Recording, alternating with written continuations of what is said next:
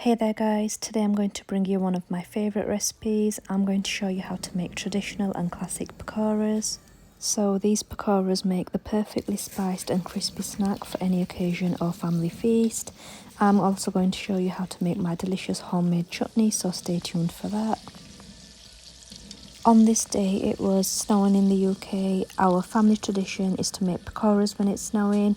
We particularly enjoy getting our scarves and hats on and cooking pakoras outside in the garden. So we was all snowed in anyway, so making pakoras in the garden turns snow days into such a perfect family time. We all love being snowed in because it means spending some quality time together and also eating some delicious food.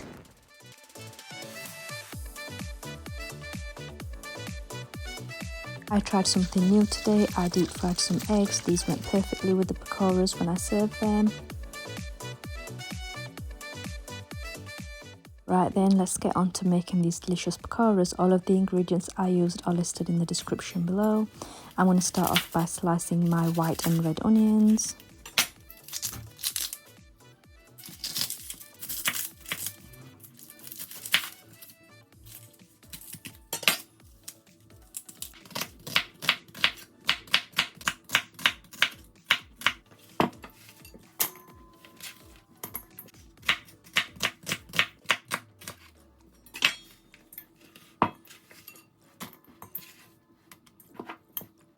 Moving on, I'm going to finely chop some tomatoes. So as you can see, I took the middle of the tomato out because I didn't want the mixture to be too watery. I then went ahead and finely chopped some green chillies. I used about 5 or 6, but you can use less if you like.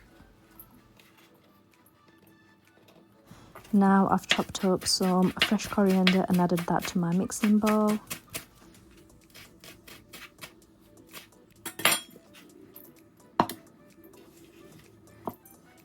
I like to add some thinly sliced cabbage into my pakoras because it makes them crispy. I'm now going to peel some potatoes and cut them into thin slices.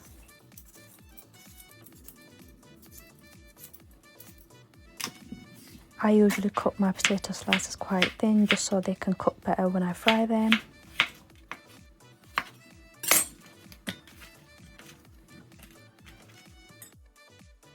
Now that I've cut up all my vegetables, I'm going to add all of the ingredients I listed in the description below. I like to add whole coriander seeds into my pakora mixture. This really brings out the flavour. Before I add them in, I like to crush them a little bit. I'm going to add that thinly sliced cabbage in now, and I'm going to give everything a really good mix.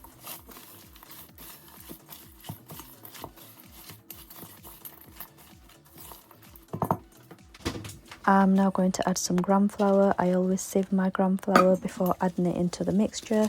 This is to avoid lumps when adding in the water later on. I'm now going to add the water to get my desired consistency. I didn't add too much water because the vegetables always release their own water.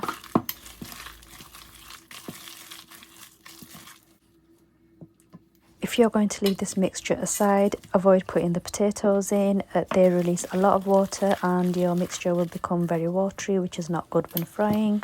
Now that we've finished with our pakora mix, I'm going to move on and make my favourite chutney. This really complements the pakoras. So my chutney recipe is very simple and quick to make. I use everyday ingredients out of the fridge. To start with, I have grinded some coriander with some chillies. The spicier you want this chutney, the more chillies you would add.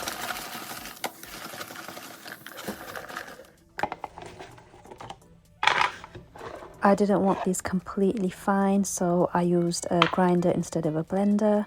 I'm now going to transfer that into a bowl.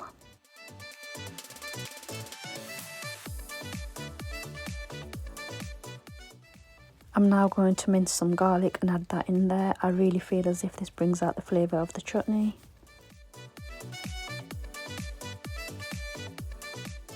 I'm now going to add some salt to taste and some red crushed chillies. And some natural bio yogurt.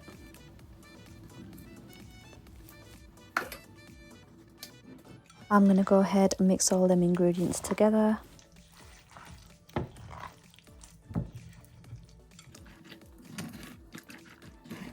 And lastly, I'm going to add some melted butter in there. And once I've mixed that all together, I'm finally done making my delicious chutney. Of course, I forgot to mention to add a splash of milk. This is just to thin it down a little bit. This is just optional. So as I mentioned at the start of this video, we're cooking outside today, but you can cook these delicious pakoras on the hob at home. Before deep frying the pakoras, make sure the oil is really hot. You're going to cook these on a very high heat to begin with, and then you're going to turn the heat down midway. So some of you might have just heard my dad telling me to flip the pakoras, so you normally do this after 5 minutes cooking time on a high heat.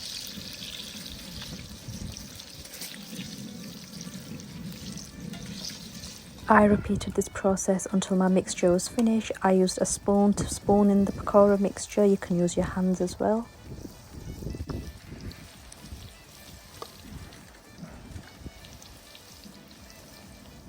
And that's it guys, that's our traditional snowed-in day at the Sward household. I hope you enjoyed this video. If you did, please like, share and subscribe. I'll see you soon.